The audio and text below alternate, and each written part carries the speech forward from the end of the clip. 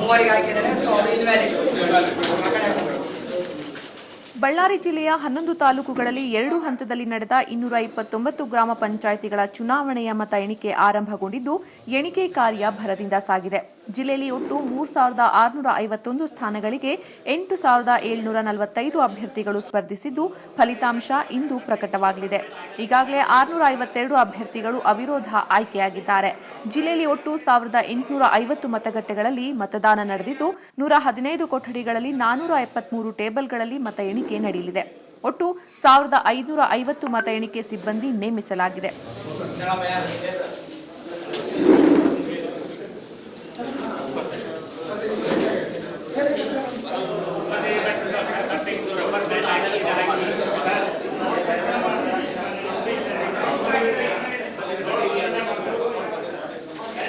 ಮತ ಎಣಿಕೆ ಕೇಂದ್ರದ 200 ಮೀಟರ್ ಸುತ್ತಲೂ ಸೆಕ್ಷನ್ 144 ಅನ್ವಯ ನಿಷೇಧಾಜ್ಞೆಯನ್ನು ಜಾರಿ ಮಾಡಲಾಗಿದೆ.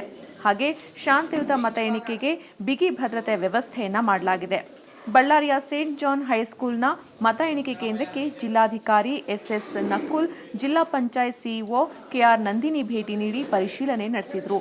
ಜಿಲ್ಲೆಯ ಮತ ಎಣಿಕೆ ಕೇಂದ್ರದ ಸುತ್ತಲೂ ನೂರಾರು ಜನರು ಜಮಾಯಿಸಿದ್ದಾರೆ.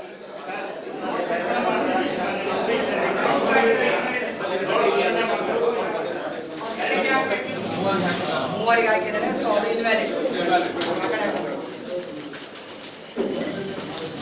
B Diwakar,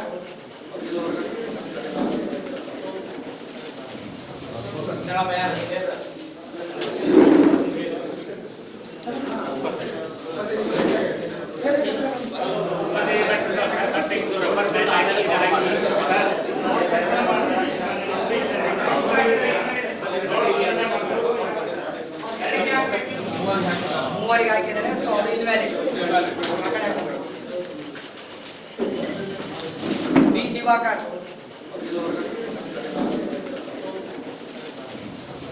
Jangan bayar.